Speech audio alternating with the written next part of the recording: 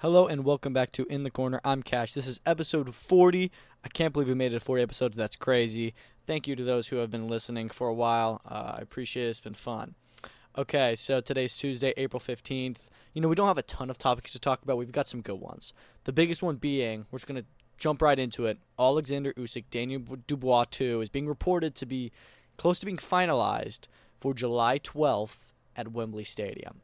So we've been hearing for a while that they're in discussions, and we'll hear an announcement soon about both these guys and what they're doing. There's been a lot of conversation of what is next for the heavyweight division because we had a really clear plan. It was going to be Daniel Dubois, Joseph Parker, the two guys who were knocking on that door to get the big Usyk fight. And after that fight, it was supposed to be clear what's next. Whoever wins that is going to fight Usyk. That fight didn't happen. Dubois got sick last minute or injured or something like that, and it was Parker versus Piccoli. And we're kind of just left in the same situation with, well, who gets Usyk, Parker or Dubois? And I think a lot of people have been saying, well, it should be Dubois. He was already there. He's already got the history with Usyk. He is considered number 2. He has the other world title. But then for Parker, it's, Dubois already had his chance with Usyk, and Parker's been waiting for a world title shot for so long. How long is he going to have to wait for? He's been ordered by the WBO. But we're hearing about Parker could be being left out for a while, and it could be Dubois and Usyk in Wembley. And there's been a lot of discussion. Does that really deserve to be in Wembley Stadium? I think it's a massive fight. I think it is even a stadium fight. But Wembley Stadium is 90,000 people. And you've got Usyk, who is a very big name. I don't know how much of a fan base he has in the UK. I know it's decent. He could probably pull a couple 10,000 there, and Dubois could as well. Dubois is a British guy. But neither of them are superstars in the way Anthony Joshua or Tyson Fury is, where when they sold out stadiums in the UK versus those guys, it was, it was for the other guy. Where we're going to see if Usyk or Dubois has that same level of pulling power together as just one Anthony Joshua has or one Tyson Fury has. So it is interesting that they're going to go back to the Wembley route. I think there's other options. I'd be fine if this fight was in Saudi, but I do like that they are going to do a UK heavyweight title fight. For Undisputed as well. I just think that probably would have made more sense to do one of the Fury fights there. But anyways, you're going to have Dubois and Usyk too. Seemingly they're going to run it back. I'm fine with this plan. I do think they are 1 and 2. I like the idea of going back to Undisputed. My only question is, the reports are saying Undisputed. Does this mean that the WBO has kind of said, all right, fine, we'll let Usyk keep the belt? Because it kind of seemed there like they ordered Usyk Parker. They want Parker to fight for the belt. Are they going to elevate him and he's going to defend that belt against whoever, against Ajit Cabello or something like that? It kind of remained to be seen what the actual move was. And, well, it now seems that the WBO are going to stick with the Undisputed route. And what's clear here is that no matter who wins Usyk Dubois 2, there should not be a trilogy. Joseph Parker needs to be in that Undisputed mix next. And this is the reason why I'm really not upset with it, is because we do get to see Undisputed. I want every division, every single time I think about it, I just think we got to get to Undisputed, and it doesn't mean every fight needs to be unification, but the end goal for the division is that they always need to align. And heavyweight was aligned and then it was unaligned. Let's realign it. Parker gets the winner of that. The question is, what does Parker do now? Does he sit out and just wait until the fight happens there? He had a fantastic 2023-2024 where he was super active. Then he took a year out of the ring because he couldn't get a fight. Gets the Dubois fight, which becomes the Piccoli fight, takes him out in 2 rounds. So it's not like it's affected him really. Granted, Piccoli was not on his best form there. So is Parker going to opt to, I'm just going to wait, or do I take somebody else? Because if Parker's going to fight anyone, I feel like it should be Cabello. He's number 4. Let's do another eliminator right there, WBO interim versus WBC interim. And we'll see who wins that one. But it's very interesting to see how this is going to play out for Joseph Parker. I'm fine with them doing Usyk Dubois 2. We were hearing it could be this summer at Wembley. We now know it's likely going to be July 12th. I expect an announcement to be next week during Eubank Bend fight week. I think that makes all the sense in the world. You'll have Dubois there. I'm sure you'll have Usyk as well. Maybe they even do a press conference during that fight week. But I bet that they'll announce it then. And I did see that Usyk's promoter, I can't remember his name at the moment, but he was very upset with Mike Coppinger reporting this, saying, some media guy announcing it. Wait until the fighters, the promoters, the team, wait until they promote it, And I'm like, okay, fair, but this is his job. His job is to report on what's going on. He got the report, hey, they're finalizing a deal to fight. He's got to tell the world. That's his job. So I thought that was a little bit silly. What's also of note with this is this fight is going to be on July 12th. is what we're hearing. And again, I say this fight is going to be on July 12th. It's what we're hearing because it hasn't been announced yet. And I'm one of the guys who, even though it's clearly being set, I wouldn't say it is set. They are finalizing. And we've heard so many fights that are finalizing and they don't get finalized. So as of right now, this is what the plan seems to be. But I'm not going to say it definitively until I see it announced by everyone involved. Like the promoter said. But I like that Mike Coppinger's reporting on it. What's interesting about this date, this is one day after we're going to get Katie Taylor, Amanda Serrano 3. So just think about that weekend for boxing. We know at the beginning of May we have a fantastic weekend with lots of big names. Canelo Alvarez in Saudi Arabia, Naoya Inoue in Las Vegas, Ryan Garcia, Devin Haney, Teofimo Lopez in New York City in Times Square. So we're going to have a huge weekend then. We're going to have just as great a weekend in July where we're going to have three undisputed title fights, in fact, because Alicia Baumgartner defends her undisputed super featherweight championship. But you have Katie and Amanda, which is the biggest fight in women's boxing, and you have Usyk and Dubois, which is in a way the biggest fight in men's boxing because it is the two heavyweight champions, going for undisputed against each other in a stadium. I don't think it's the biggest fight that could be made, but it's up there. So I just think it's a fantastic weekend. Both cards are going to be stacked. We already know about the Netflix card, and we know what Turkey does with his cards. So I'm really excited to see everything get announced, and I'm just imagining that weekend, and it's going to be awesome to have those two mega events back to back. Moving on from there, we just talked about Katie and Amanda. Jake Paul is supposed to have his fight announcement this week, and they're teasing it a lot. We don't know who it is yet. We don't know where it is. We don't know when it'll be, but there are reports coming out today, and again, I don't know how official these are because I've just seen rumors on Twitter, and it's the same rumor that we've been seeing for about a year now, that it could be Jake Paul versus Julio Cesar Chavez Jr. for the WBA title.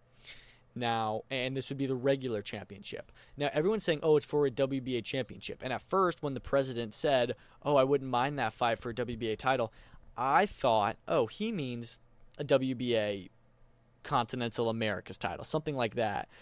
But I think people may be right in that they may be doing this for the regular championship, to which I just kind of have to say, my goodness. I mean, I see the logic there because the WBA regular title is already not the recognized by everyone else as the real world title. So it's not like, Jake Paul walks out of this fight and everyone respects him as, one of the champions where you have Jairo Pitaya, Zurdo Ramirez, Badu Jack, and then Jake Paul is one of those other champions. No, he's not.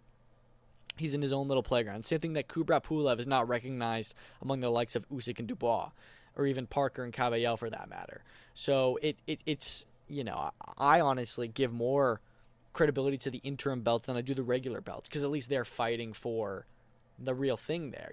At least they're fighting to get a chance at the super belt or the main belt, not their secondary belt. So I think it's stupid, but in terms of this fight being booked for one, I think that's stupid as well. But I kind of don't hate it because this way, Jake Paul does get to say, I'm a world champion, and, it's just another way of his, what he does a lot is he kind of works his way around stuff. I beat a world champion, you beat a UFC world champion. I beat Mike Tyson, you beat 58-year-old Mike Tyson. There's always like an asterisk next to all of his things. Here, he can cross out his bucket list where he said years ago, I will be world champion by 2026. He may actually do it. I think that Jake Paul beats Julio Cesar Chavez Jr. I really do. I think Julio Cesar Chavez Jr. was never the best fighter in the world. He's a former world champion, of course, but he's 45, I think is what I heard. He already lost a boxing match to Anderson Silva, who Jake Paul outboxed, not long after. And Chavez did not look great against Uriah Hall last year, in a fight I actually thought, and many people thought that Uriah Hall won. I think that this is definitely one of Jake's tougher challenges. I think it ranks among the Tommy Fury, Anderson Silva, Tyron Woodley type fights where he had to really work for it. But I think that this is one that Jake would win, especially now. It will be interesting to see if this is a 12-round fight. Can both guys go that long?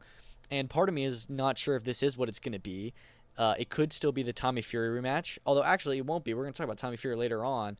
I don't know if this is a misdirect, but a very random fight that he just announced. We'll talk about that later in the episode. But it could be Jake Paul, Julio Cesar Chavez Jr. for a WBA regular cruiserweight title. I don't have the biggest problem in the world with it. I am curious when this will be. We're hearing it's supposed to be a pay-per-view. I think this fight makes more sense as a Netflix fight just because, Julio Cesar Chavez Jr. is not the biggest name. So, it remains to be seen what's going to get announced and what'll happen. We're supposed to get an announcement. I assume next episode, which is supposed to come out probably Thursday night, we're going to be talking about who Jake Paul is fighting. And I'm not mad at the Julio Cesar Chavez Jr. fight. That is one of his more legitimate tests. And after that, Tommy Fury's having his comeback in May, book that rematch. And then we can finally say, okay, Jake, you beat a pro boxer who's your age, who's undefeated.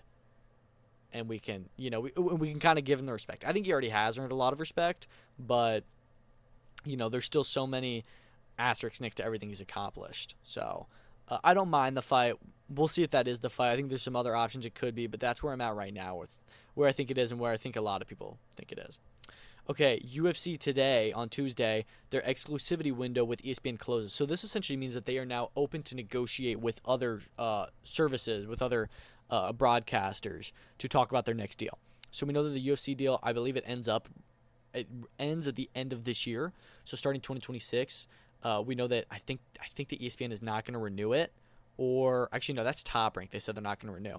ESPN, I'm assuming, will try to renew it. I think that UFC, we heard a while ago, they're doing everything in their power to lock down a Netflix deal. And I think that's a very smart idea. I think that they get the Netflix deal, and they can say goodbye to the pay-per-view model, and they can bring in a lot more viewership. They can make a lot more money.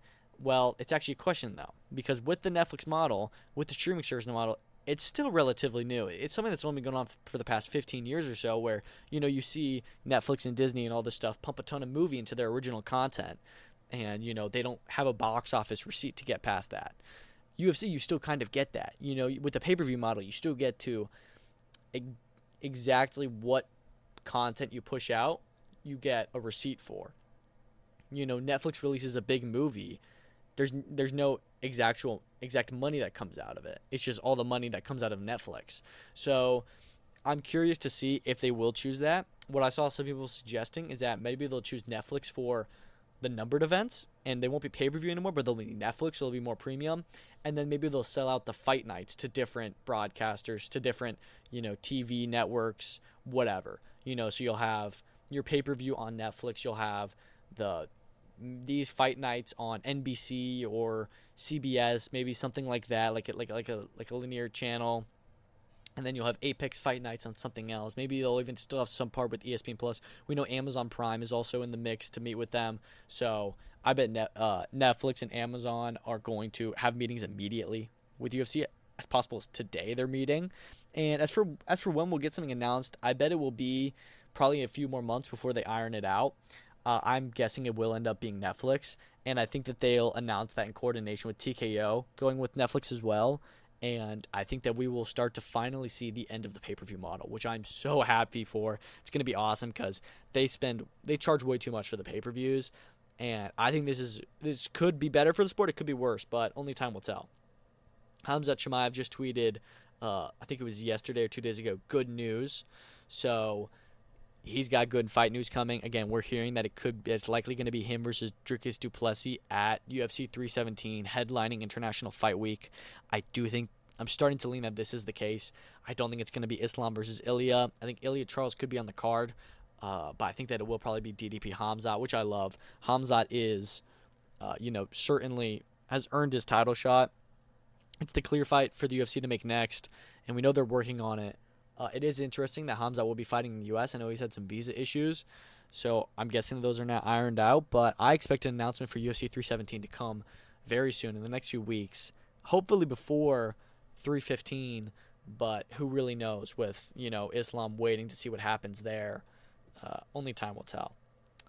Okay, Brian Norman versus Jin Sasaki is apparently being planned for late June, early July.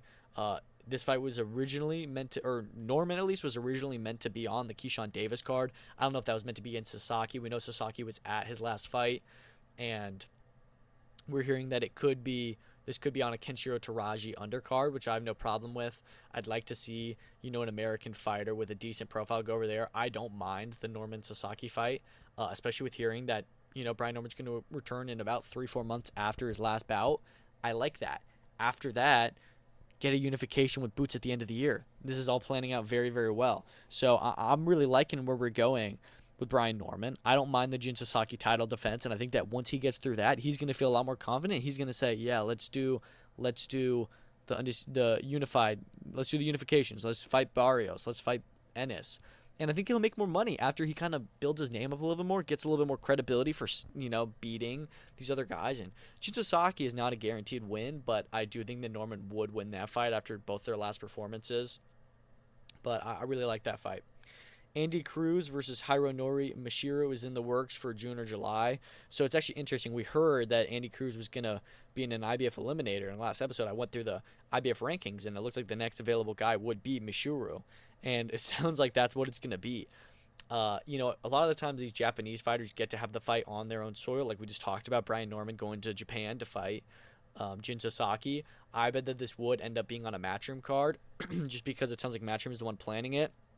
I've never heard of Hironori Mashiro, so I don't think he has as big a profile as somebody like Jin Sasaki or the other Japanese contenders and champions. So I bet that it will be on a Matchroom card, and I have no issue with this. He wins this, he's going to be sitting mandatory for the winner of Murataya Abdullayev, who is the mandatory for Lomachenko, and whatever happens there. I think that Andy Cruz will be fighting for a world title should he win this, which I think he does. I think he'll be fighting for a world title in the next probably year or so. I think we'll see him in a world title fight, whether that's Keyshawn Davis, Vasily Lomachenko, Raymond Murataya, Zaur Abdullayev, who knows, but the lightweight division is very, very exciting at the moment. So Beneil Dariush is saying that it's likely going to be, he'll likely be returning in June against Renato Moicano. He said there's been no mention of Mauricio Ruffi yet, but he'd accept that fight if it was offered to him. This is after, we heard reports that Dariush versus Ruffi is already signed for UFC 317.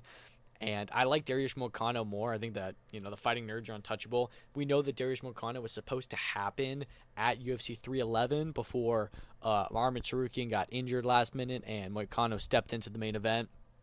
So, it's now looking like it'll probably Dariush versus Moicano. I'm guessing that this will be on UFC 317. It could be on the Atlanta card, could be on the Azerbaijan card, could be on the newer card for all we know. We got some additions to that today we'll talk about, but I'm not really sure when it falls on. UFC is a very good lineup for June. Hoping we get that Atlanta main event announcement this week.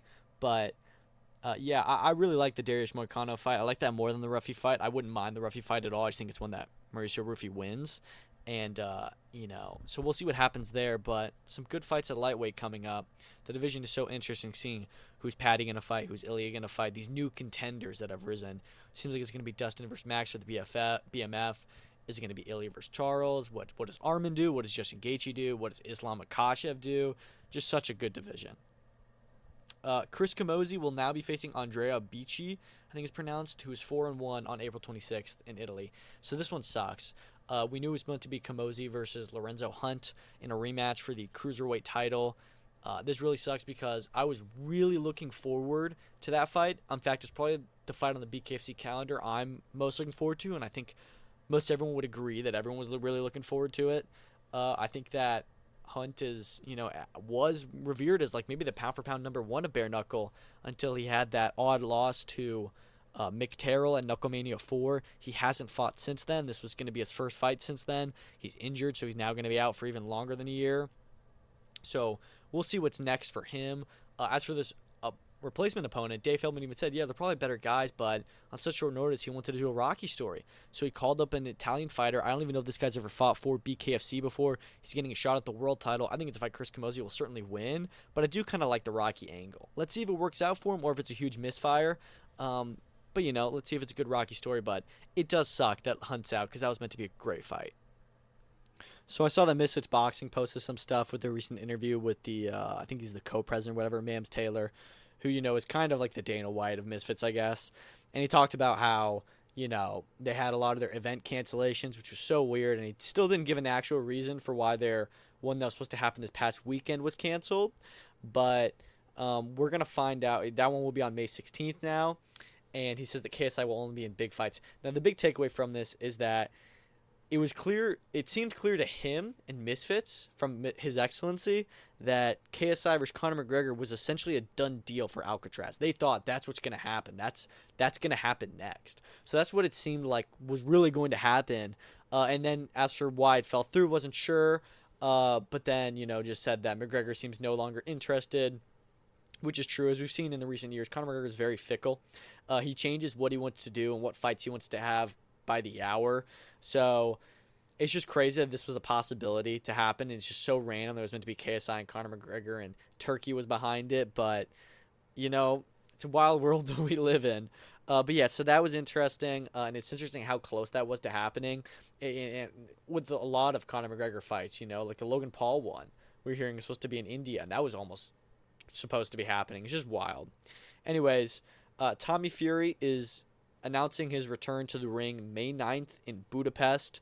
And this is so random. I don't know why he's fighting. I think it's Budapest.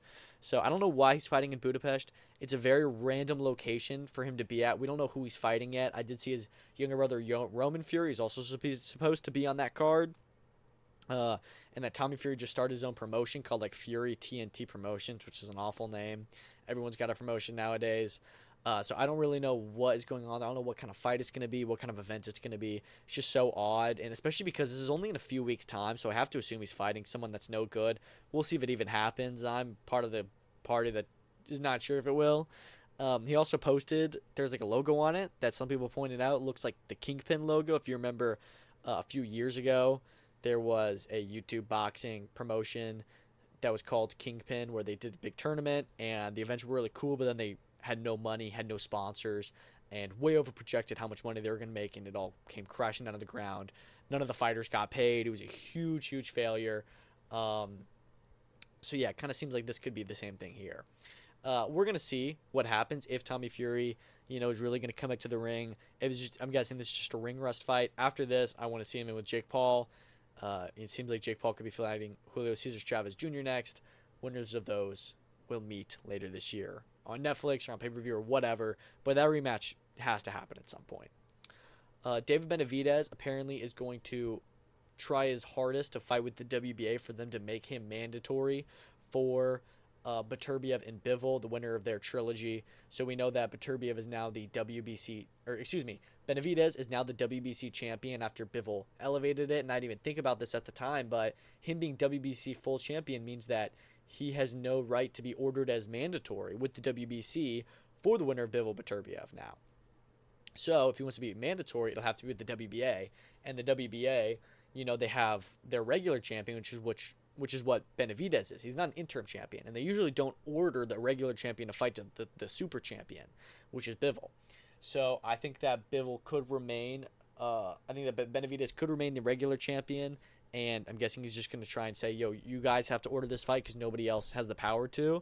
And to be honest, I think that the winner of Bivol and Beterbiev, once they have their trilogy, I don't see either of them ducking Benavidez. I see that fight happening.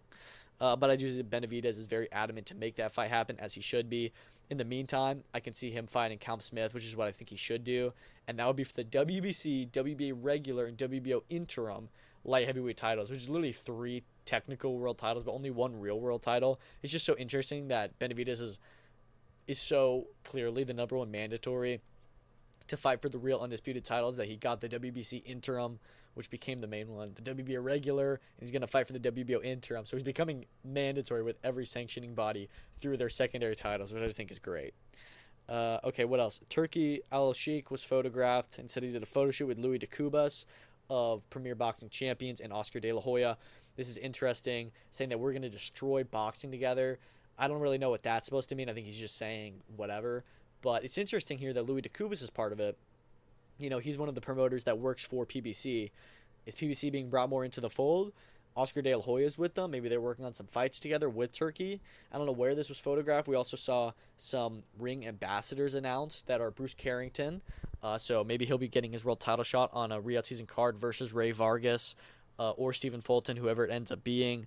And then also you have Daniel the Fear Pero being a ring ambassador, which I love because he is one of the best under-the-radar heavyweight prospects. He is frightening. He is so powerful. He headlines May 9th on a Most Valuable Prospects card.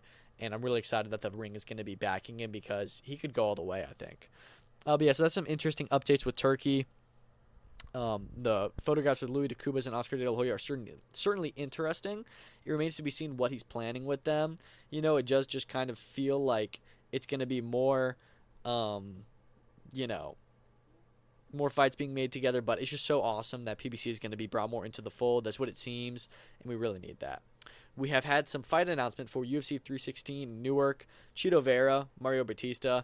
We knew that this one was likely to happen. I don't know if we knew it was happening on 316, but I think that this is a pretty good bantamweight fight. Batista, I know, robbed Jose Aldo, and he's one of those guys a lot of people don't like who just kind of, wrestles his way to a decision that he doesn't always deserve. And Cheeto Fair is always fun action. So I think this should be a pretty good matchup, at least in my eyes. I don't know who wins. I'd maybe favor Batista, but I also like Vera in that one. Johnny Walker will return against Murzakanov. These are 10 and 12 in the light heavyweight division. We'll just see what happens there. And where Johnny Walker could be on his way out. It's just the light heavyweight division realistically is not that great. I mean, you've got like a solid top few guys, but even them, they're not that great. It kind of makes sense why Poatan kind of ran through all the good guys in the division, because I feel like he beats everyone pretty easily. I mean, even Yuri, who was a monster to the rest of the division, Pereira's knocked him out twice. Then you have Silva versus Van at flyweight. This is a top 15 matchup. It's 12 versus 14. And then they also announced the rebooking of Gastelum versus Pfeiffer, which is meant to be in Mexico. So solid card. I saw some people complaining, saying, oh, this shouldn't be a main card. We don't know how many of these fights are on the main card. I bet Vera versus Batista is. Other than that, I can see some of those fights being on the main card. Most probably on the prelims. They should be. And listen, I'm okay with this fight with this card not being the most stacked thing ever. We still get two great title fights at the top of the bill. And, we're going to get a huge card the next week. 317 is going to, or later that month, 317 is going to be fantastic. It's going to be super stacked. So it's okay if we don't get to have the biggest event ever. We've seen with UFC, this year they've been doing huge card, okay card, huge card, okay card, okay card, huge card. This is going to be one of the okay cards. But even now, I think it's solid as it is. And then we have Frazier Clark, who is targeting the winner of David Adelaide Jimmy TKV2. So we know that, he is making his comeback this week against Ebenezer Tete on the Ben Whitaker Liam Cameron 2 undercard. And he wants to go right back in with the British title. And, we know that Adelaide and TKV are going to run it back. That'll probably be in this summer. Should be on a decent timetable. I think that's a good plan. I think Clark is still very competitive with those guys. I think he could even be the favorite against them. So we'll just see what happens. I think that once he gets through this win, which I'm sure he'll win, I don't mind him targeting the British title at all. I definitely think he's able to win the British title. I don't think he should go back in a world level. I don't think he should try and do another fight with Fabio Wardley for sure. But British title fight, don't mind that at all. And, he definitely belongs in that mix. That's all I've got for today. Shorter episode. We've got a pretty good fight weekend coming up. Friday night, you'll have the PFL World Tournament, which just today lost another one of their fighters. So it's going to be only one alternate matchup on that card. And I'm just going to say it right now. I bet that one alternate is not going to happen by the time we get to the fight night, because something happens with PFL. They always, this season, every card has been 8 fights when they've all meant to be 10 or 11, because they need all of their alternate fighters to step in, because they've had so many pullouts of the tournament. And it's just crazy how many pullouts and changes they've had. They've just had really bad luck, and I bet it's going to continue. And that's okay. I don't really need to see the alternate matchups, but we need those alternate fighters for later on in the tournament when more people get injured in between rounds, and that's when it's going to be really bad luck. But I think that it is should be middleweights and lightweights, I think, is this week. Impa Kasangane versus Fabian Edwards in the main event. Really excited for that one. It was on, then it was off, now it's back on. Odd situation, but that should be great. You got BKFC Omaha on Friday, I believe it is. Should be a pretty fun card. Saturday, you get a fantastic matchroom card in Sheffield, headlined by Dalton Smith, Josh Warrington, Josh Padley, Ryan Kelly versus Kyomin Yarko on that card, and Smith defends his WBC number 1 status against Germain. I think his name is, what's his name? Is it Lloyd Germain, or is that somebody else? I'm not sure. I'll check on that. We've got a pretty good Golden Boy card on Saturday night as well, which will be Gabriela Fundora. She defends her undisputed titles against Marilyn Badillo. And then you get Charles Conwell versus Jorge Garcia Perez. Randomly, they announced the rest of that card just now, because, of course, they do it super late. And I think it's a decent card, but Oleksandr Gvozdyk, who's been one of the best guys at 175 in the past few years, is fighting on it, not televised. There's 10 fights. All the prospects that Golden Boy has are going to be broadcast, except for him. He's fighting a random 8-rounder against like a journeyman. It's so odd, but who knows? I wish he could be telecast, but it's whatever. And Dalton Smith is fighting Matthew Germain, excuse me. Yeah, so that should be all right. And then also on Saturday night, you will have a UFC Fight Pass card from Tom Loeffler. That should be okay. And then Sunday, you have maybe the biggest fight of the weekend, which is Ben Whittaker, Liam Cameron 2. We still do not know if it's 10 or 12 rounds. It's crazy. Hopefully we find out soon. I hope that Liam Cameron does not budge with the 12 rounds. I think it's hilarious. Solid undercard there in Birmingham. And, yeah, it should be a pretty good weekend. Oh, and then there's also there's a Caribe Royale card on Friday, which I may watch as well with Kevin Brown. I know is going to be headlining. So, good stuff this weekend. Should be some good fights. We'll talk more about that on Thursday with some other breaking news, I'm sure, and all the fights this weekend. We'll really preview them. But thank you so much for listening, and peace out.